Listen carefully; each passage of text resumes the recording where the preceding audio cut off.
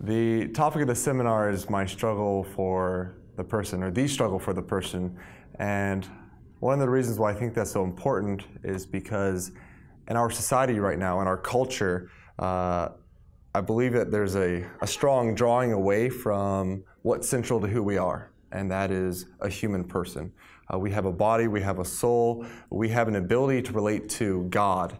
And my experiences in parishes and in schools, I'm beginning to see how relationships are beginning to fall apart, how children are not being able to know their father well or their mother well because so many people now, even if they're Catholic, even if they're Christian, are being drawn away into so many things that aren't of God, aren't of great authentic love. And so this topic of my struggle for the person, or the struggle for the person, I think is so key with Dietrich von Hildebrand and St. John Paul II, because they really look at the issue that we are called to love and to call to receive love. And that is what we spoke about this week. When I get home, I hope to bring these discussions, these new friendships, the opportunity to get to know some great minds, but also great, virtuous men. And I hope to bring it back to ministry.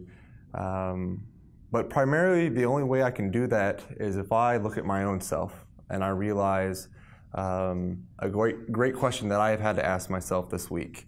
And that is, am I willing to love others in a way that's authentic, in a way that's vulnerable, in a way that is really a way that I can give myself fully to the other, and that is every person. If it's someone in the back pew of the church, if it's someone at Walmart or even a coffee shop, the barista, how can I be present to others in which I can truly love them? And I think being able to get to know Rocco Budioni, Michael Novak, Dr. John Crosby, these are the men that knew St. John Paul II and Dietrich von Hildebrand, and their witness that they experienced in their life has been able, for me to just get to hear some of these stories, encourages me and excites me to the point that I want to go out there and really be a witness. One of the things that I liked the most was to be able to hear the stories and the witness of Rocco Budioni, Dr. John Crosby, and Michael Novak on St. John Paul II and Dietrich von Hildebrand.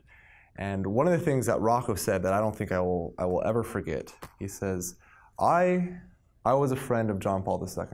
I was a friend. But what you do not know is that he was a friend of yours. And I just kind of sat back. And I do believe it's the first thing he said when he started sharing about John Paul II. And it's a reality that I always knew John Paul loved me, and that he still loves me as a saint. But for Rocco, who knew him so well, who had stories about the dinner table and, probably dropping the salt on John Paul's lap or something, I'm sure stuff like that happened. For him to say it in such a genuine way, it wasn't some nice coined phrase to make us feel better. He was totally genuine. And that John Paul II loves every single one of us.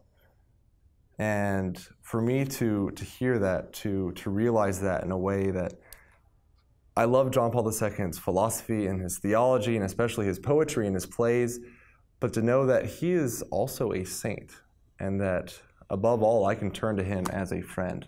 I can turn to him as a man who is in the full communion with God himself right now. And it is just, I've been able to realize in such a greater sense that John Paul II really is my friend.